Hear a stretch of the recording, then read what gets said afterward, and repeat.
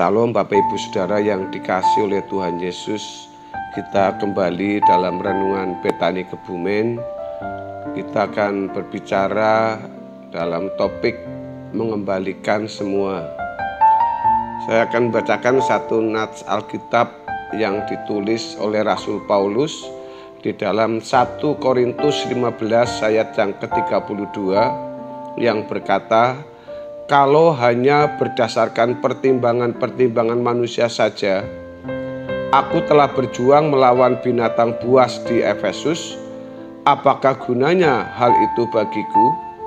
Jika orang mati tidak dibangkitkan, maka marilah kita makan dan minum, sebab besok kita mati.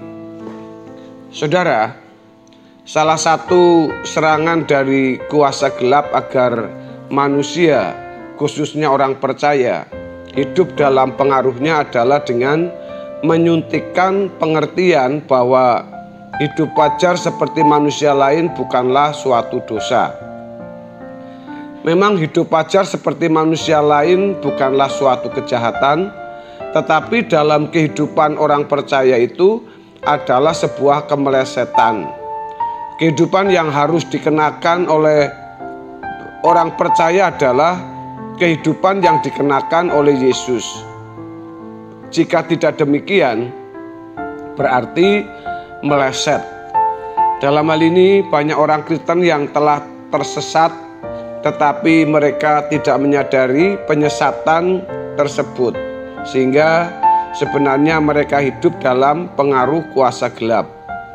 Kalau hal ini berlangsung berlarut-larut, mereka tidak akan pernah menjadi manusia sesuai dengan rancangan awal semula. Orang yang ada dalam pengaruh kuasa gelap memiliki ciri merasa berhak memiliki hidup dengan segala kesenangannya seperti manusia lain. Tentu saja orang-orang seperti ini tidak akan pernah melayani Tuhan dengan patut dan benar. Seandainya menjadi pendeta pun atau hamba Tuhan, mereka menjadikan profesi ini sebagai sarana untuk sekadar mencari nafkah dan bila mungkin digunakan untuk mengumpulkan kekayaan, kehormatan, harga diri, dan kekuasaan. Banyak orang Kristen yang baik terjebak dalam penyesatan. Mereka bisa menjadi pemimpin-pemimpin gereja dan terkesan sebagai hamba-hamba Tuhan yang menyampaikan firman Tuhan dengan benar, padahal mereka adalah orang-orang yang sebenarnya ada dalam pengaruh kuasa gelap. Memang mereka tidak mengajarkan kejahatan atau perbuatan amoral untuk dilakukan, namun mereka hanya dapat melahirkan orang-orang Kristen yang hidup wajar seperti manusia lain dan tidak akan dapat melahirkan orang-orang Kristen yang berfokus pada langit baru dan bumi yang baru. Orang-orang Kristen yang dalam pengaruh kuasa gelap hidup dalam kesadaran bahwa mereka berhak memiliki sebuah kehidupan seperti dikehendaki, maksudnya yang dikehendaki atau yang diinginkan. Sedangkan standar ukuran hidup yang diinginkan adalah gaya hidup seperti manusia di sekitarnya. Sebuah gaya hidup yang jauh dari standar yang Tuhan inginkan. Standar hidup yang dimiliki biasanya antara lain adalah sekolah, kuliah, berpendidikan dan bergelar, mencari nafkah, menemukan pasangan hidup, memiliki anak, membesarkan anak, mencari menantu, menjaga cucu, dan lain sebagainya. Jadi banyak orang menjalani hari-hari hidup hanya untuk sebuah standar hidup ini. Standar hidup yang telah diraih diperjuangkan mati-matian tanpa batas. Inilah yang Paulus maksudkan hal tersebut tadi, makan dan minum, besok kita mati. Di dalam 1 Korintus 15 ayat yang ke-32 tadi. Ini merupakan suatu penyesatan yang benar-benar merusak dan mematikan kehidupan iman. Kalau seseorang diberi kesan seakan-akan ia berhak memiliki suatu kepentingan dalam hidup ini. Dengan cara berpikir demikian, mereka merasa berhak menuntut Tuhan melakukan sesuatu bagi diri mereka yang dirasakan sebagai suatu kebutuhan. Ajaran seperti ini sangat kuat dibagikan kepada jemaat.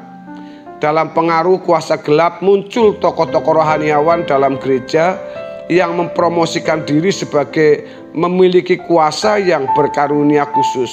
Sehingga jika jemaat didoakan atau menjadi anggota gerejanya, dijanjikan pasti diberkati dan memiliki hidup yang lebih nyaman.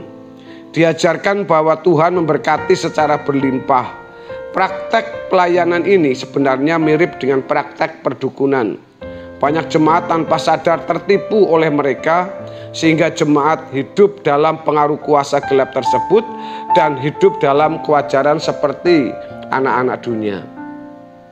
Mereka menyatakan bahwa melalui pelayanan yang mereka lakukan, jemaat menjadi lebih gampang kaya, lebih mudah mengarungi hidup, lebih mudah mengalami kesembuhan, memperoleh kesehatan, lebih diberkati dari keadaan sebelumnya. Maka praktek ini adalah penipuan dan penyesatan.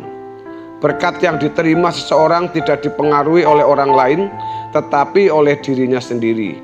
Tokoh yang mengaku demikian pasti adalah alat iblis untuk merusak kehidupan iman murni jemaat Tuhan. Ini adalah bentuk pengkultusan yang terselubung. Sebenarnya jemaat harus menyadari bahwa hubungan masing-masing individu secara pribadi dengan Tuhan tergantung dari dirinya sendiri dalam pimpinan Roh Kudus. Paulus menjelaskan dalam Roma pasal 14 ayat yang ke-12 berkata, "Demikianlah setiap orang di antara kita akan memberi pertanggungan jawab tentang dirinya sendiri kepada Allah." Saudara yang dikasihi oleh Tuhan Yesus, akibat oleh penyesatan tersebut sesungguhnya jemaat hidup bukan untuk Tuhan sepenuhnya. Padahal setiap orang percaya yang telah ditebus oleh darah Yesus Kristus seharusnya telah kehilangan hidup, sebab hidup kita telah dibeli dengan harga yang lunas dibayar. Sehingga hidup kita bukan lagi milik kita sendiri, melainkan milik Allah. Pelayanan bukanlah sekadar kewajiban, melainkan memang seharusnya segala sesuatu yang kita lakukan hanya untuk kemuliaan Allah. Kita tidak lagi mempersoalkan persepuluhan dan persembahan buah sulung, sebab seluruh hidup kita adalah milik Tuhan. Dalam hal ini, yang penting adalah pengertian untuk memahami arti penebusan oleh darah Yesus yang membuat kita menjadi milik Allah dan tidak bergerak sedikit pun atas kehendak diri sendiri.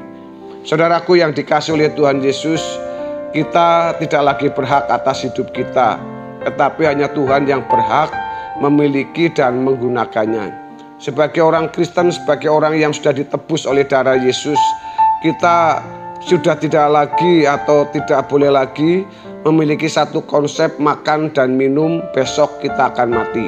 Kita akan mempertanggungjawabkan setiap kehidupan kita di kekekalan kita nanti. Olehnya Bapak Ibu Saudara, mari sebagai orang yang sudah merasakan dan sudah percaya bahwa penebusan sudah diberikan kepada kita, mari kita bersama-sama mengembalikan semua yang kita miliki untuk kemuliaan Tuhan. Kiranya kebenaran firman Tuhan memberkati kita semua. Haleluya. Amin.